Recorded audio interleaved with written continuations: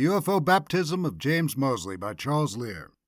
Among the early flying saucer investigators who stumbled their way through the mystery in the late 1940s and early 50s, there were some fascinating characters. Imagine being able to meet and discuss flying saucers with the likes of Donald E. Kehoe, Edward J. Ruppelt, Frank Scully, Albert Bender, or Gray Barker. A young man who did was James Moseley, who had more than a passing interest in the subject. With no prior writing experience or credentials, he convinced the most prominent people in the field to sit with him for interviews for a book he'd set out to write. He never published the book, but found a place for himself in the world of flying saucers and sorcerers, where he'd remain for the rest of his life. In 1950, James Moseley was a young man with a trust fund who had just quit Princeton University. He had enough money that he didn't have to do anything productive, but he quickly became bored with, quote, recreational drinking, end quote, and skirt chasing. According to him in his 2002 autobiography, shockingly close to the truth, Confessions of a Grave-Robbing Ufologist, he sought a more satisfying way to fill his days and decided on travel and exploration. He got in contact with a well-known Italian explorer, Antilio Gatti, and paid to tag along with him to Africa. After his return, he approached an American explorer, Ken Crepine. Crepine was a regular contributor to Argosy magazine and lectured on his travels as well. Moseley lived in Fort Lee, New Jersey, and when Crepine came to New York City in 1953, Moseley was able to meet with him. Crepine quickly realized that he'd found a good thing in Moseley and made use of him as a chauffeur and a source of funds. After becoming aware that he was being used, Moseley made Crepine sign an agreement. It stated that when it came time to go on his expedition, in this case Peru, Moseley's way was paid in full. While they were waiting, the idea of collaborating on a book about flying saucers came up. Moseley recalled that the idea of a book had originally been Crepine's, and the idea that it be about flying saucers was likely his. He'd had an interest in the subject since 1948 after hearing about Thomas Mantell's, link available in the written version of this blog, tragic experience from a boy across the street. He quickly became fascinated and read the books being written about this new and evolving mystery as they came out. He read books by Donald Kehoe, Frank Scully, and George Adamski. Those three promoted the idea that flying saucers were from outer space. An essay that he wrote during this period indicates that while he was open to the idea that we were being visited by creatures from other planets, he was not a converted believer. The agreement was that Moseley would do the research and Crepine would write the book. Moseley went through his library and wrote the information about the cases he found most interesting on index cards. He then arranged them geographically and made plans to travel across the country and interview the witnesses. Then it occurred to him that he should find out more about the personalities that were becoming known in the field. These included writers, researchers, and members of the many flying saucer clubs that were being newly organized all around the country. Moseley recalled an article he'd clipped out and stuck in a scrapbook, which was a habit of his. He remembered that it had concerned an event in 1952 and found it in the book from that year. In June of that year, a man in Jersey City, August C. Roberts, had taken a picture of a saucer while on skywatch duty as a member of the Ground Observer Corps.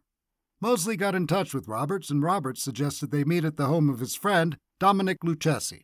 Both men, it turned out, were members of the very first flying saucer organization, the International Flying Saucer Bureau, started by Bridgeport, Connecticut resident Albert K. Bender. Moseley was off to a fine start. He'd managed to stumble upon two key IFSB members just as Bender was shutting down the Bureau. According to Bender, he'd been threatened by three mysterious men in black suits and told to cease his investigations. This would be the subject of the classic 1956 book by Gray Barker, They Knew Too Much About Flying Saucers. Barker had been IFSB's chief investigator and would later become a good friend of Moseley's. Roberts and Lucchesi gave Moseley contact information for some of the prominent saucers of the day and talked about some of the theories concerning the origin and purpose of the saucers. They also recommended that he read the books of Charles Fort, who wrote about unexplained phenomena in the early 20th century. Moseley took notes and was becoming well prepared for his cross-country journey. Before he left, however, he decided to look into some local incidents and that he should meet with Bender. Moseley contacted people in the area who had reported sightings and interviewed them. He was particularly impressed with Associated Press reporter Paul Pratt, who'd reported seeing a fast-moving orange-red disc near his New Jersey home. After a week of this, Moseley moved beyond being a chronicler and participated in an actual investigation. On October 20th in New Haven, Connecticut, a fiery object crashed through a 20-gauge metal sign and continued on. Left behind was trace evidence in the form of a jagged hole and embedded metal fragments. Roberts had been up there previously and invited Moseley to come along and help him continue his investigation. They interviewed witnesses and talked to a local investigator, Joseph Barbieri. Barbieri had taken the damaged section of the sign, removed some of the embedded fragments, and sent them to the newly formed Aerial Phenomena Research Organization to have them analyzed. APRO's founder, Coral Lorenzen, sent the fragments to a Milwaukee lab and they were identified as copper. Roberts and Moseley acquired fragments from the sign's wood support. The results of the analysis Roberts arranged also identified the fragments as copper, with the additional detail that it was high grade. On their way to Connecticut, Roberts had told Moseley more about Bender, and Moseley determined to drive to Bridgeport later and talk to Bender himself. With his, quote, way prepared, end quote, by Roberts and Lucchesi, Moseley met with Bender a couple of days later. He heard Bender's story about the three men, and Bender informed him there would be an official announcement revealing the truth about flying saucers within the next 6 months. Moseley noted that Bender claimed to have been quite frightened, but that he himself found Bender's claims, quote, more amusing than terrifying, end quote. Moseley speculated about Bender's claim that he'd ceased his operations because of threats. He felt it may have been a cover story, and that Bender had more personal reasons for wanting to disband his organization. Moseley began his cross-country journey by driving to Washington, D.C. The first person he called was retired Marine Corps officer Major Donald E. Kehoe. Kehoe had made a big impact with his article, The Flying Saucers Are Real, published in the January 1950 issue of True magazine. His book with the same title, put out that same year, was the first to be published on the subject. They talked on the phone, and Kehoe promised they could meet later that year when he had more time. Kehoe was informative, but Moseley got a sense that he was holding back because he viewed him as a rival author. When they met later, Moseley's feeling about Kehoe was confirmed, and he saw him as a person who made much out of little in order to sell books. Moseley then traveled to California and talked with Frank Scully, author of the 1950 book Behind the Flying Saucers. The book was written around an alleged flying saucer crash. He reported that a saucer and alien bodies had been recovered from Aztec, New Mexico.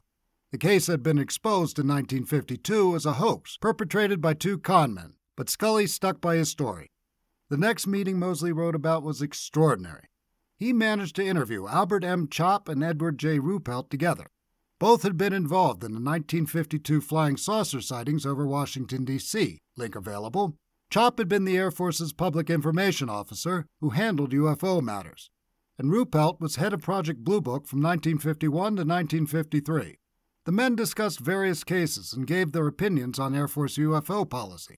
Ruppelt asserted that there was no, quote, planned confusion, end quote, and Chopp added that there was instead, quote, pure stupidity, end quote. Chopp believed that flying saucers were from outer space, while Ruppelt did not. Despite their difference, the two remained friends. Before leaving California, Moseley looked into the scandal that had broken up civilian saucer investigators, the first group to approach the mystery using rigorous scientific methods. The group had been founded by 3 techs who worked in the aircraft industry after they saw between 30 and 40 saucers flying over Los Angeles. One of the men, Victor Black, published an article in the October 1952 American Mercury magazine saying the report had been a hoax. Black stuck to his story, while the other 2 men, Ed J. Sullivan and Werner Eichler, claimed that Black had written the article for money and publicity. CSI would fold shortly thereafter. Moseley made his way back east, stopping at various locations such as Farmington, New Mexico, link available, to talk to witnesses. He stopped in Independence, Missouri, after making an appointment with Harry Truman. Truman had been in the White House only months before and had been president during the emergence of the flying saucer mystery.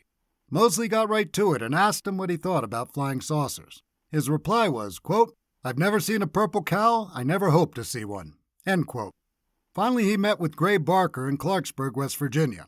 He found Barker to be awkward and melodramatic when it came to the, quote, Bender mystery, end quote. He also felt that Barker was holding things back from him as a rival writer. Despite this, the two ended up becoming lifelong friends. Moseley went on to find a special niche for himself in the UFO community.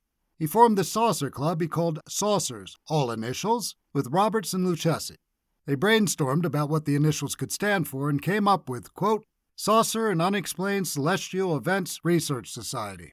They put out a magazine, Nexus, which would become Saucer News and finally Saucer Smear. Moseley was, quote, Supreme Commander, end quote, of the group and the editor of the magazine, which he put out until his death in 2012. The magazine did contain news, but the bulk of it was made up of humorous commentary and gossip about the UFO community. It seems Moseley found that the people looking into the mystery, and the dynamics among them, were often more interesting than the mystery itself. Given his introduction to the community, it's easy to see why.